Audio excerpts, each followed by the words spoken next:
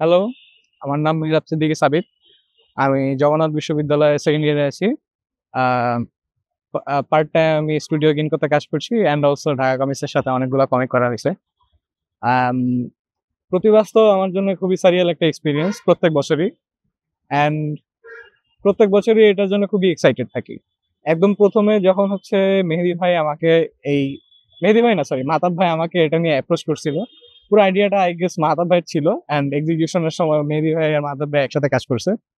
আ so আমি তখন হচ্ছে হলো গিয়ে ইব্রাহিম 7 এ কাজ করতেছিলাম। আমার ফার্স্ট এভার ঢাকা কমিক্সের সাথে অফিসিয়াল কলাব। সো ওইখান থেকে হচ্ছে মাহতাব ভাই আমারে একটু চিনছে। তারপর থেকে হচ্ছে আমাকে অ্যাপ্রোচ করছে যে ৬ পেজের একটা মেহেদী ভাইয়ের লেখা কমিক আছে। আ এটা হচ্ছে আমরা বড় একটা কমিক কম্পাইলেশন করব, কমিক ডাইজেস্ট।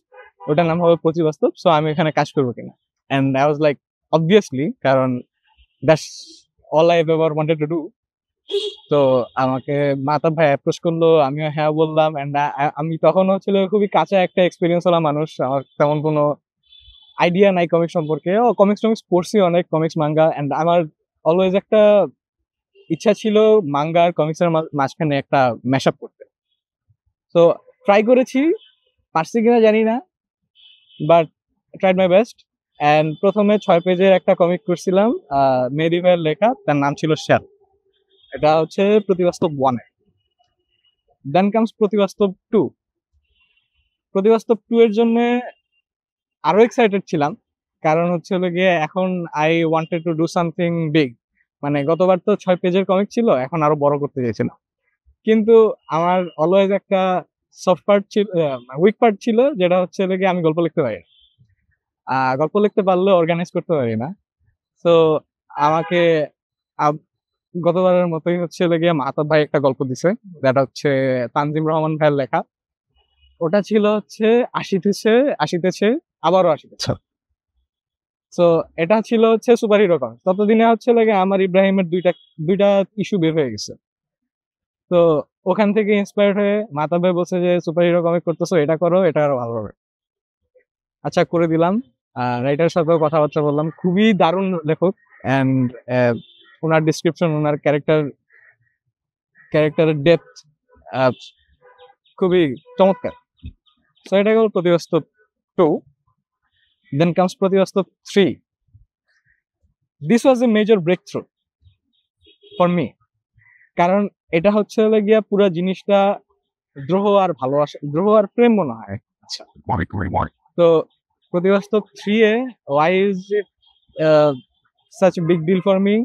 কারণ হচ্ছে আমি জানতাম যে এই বছরের নভেম্বরের প্রতিবাস্তব বের হবে। কারণ প্রত্যেক বছর নভেম্বরে বের হয়। নভেম্বর থেকে ডিসেম্বরের মাঝখানে।